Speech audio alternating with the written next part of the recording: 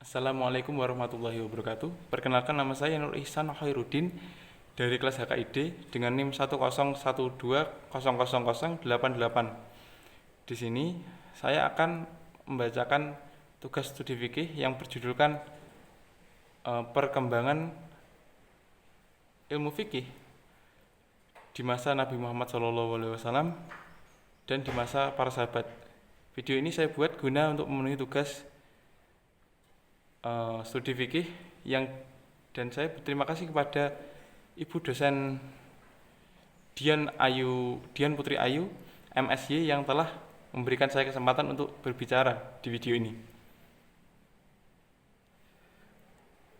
Baik, yang pertama adalah materi tentang fikih pada masa Nabi Muhammad SAW.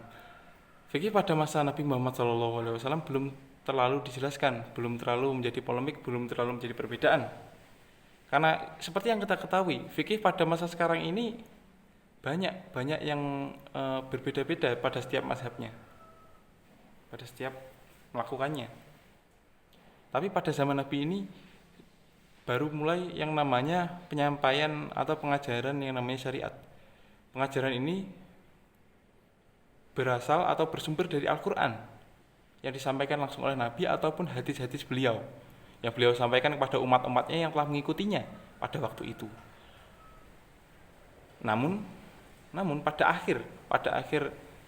fase akhir, yaitu fase setelah Islam berkembang dan meluas, metode fikih atau usul fikih ini mulai dikenal, mulai ada, tapi secara teori.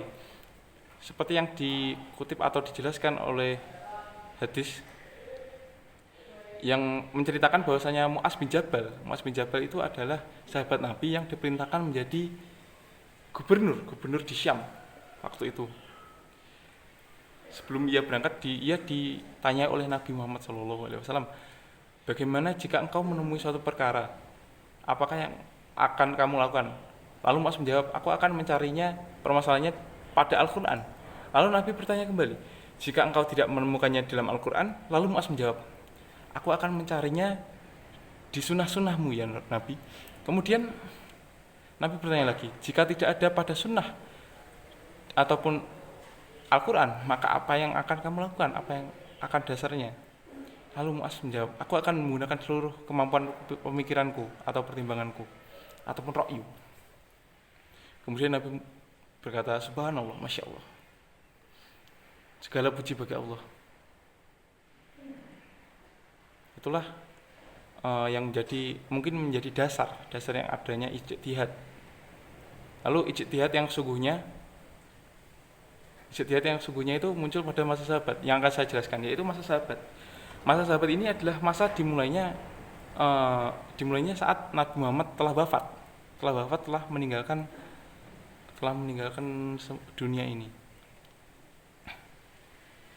Saat ini para sahabat melakukan fikih itu mulai berkembang pada saat ini karena banyaknya masalah-masalah yang baru muncul, masalah-masalah fikih, masalah-masalah syariat yang baru muncul.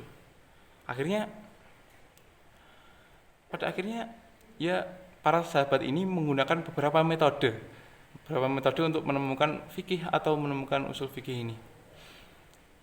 Yang pertama adalah metode ijtihad. Jadi ijtihad itu adalah metode yang digunakan oleh mereka dengan cara mereka itu bermusyawarah bersama-sama untuk menemukan suatu masalah tersebut.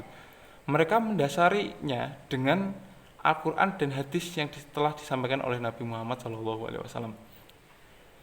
Yang kedua adalah menggunakan metode qiyas, yaitu persamaan hukum.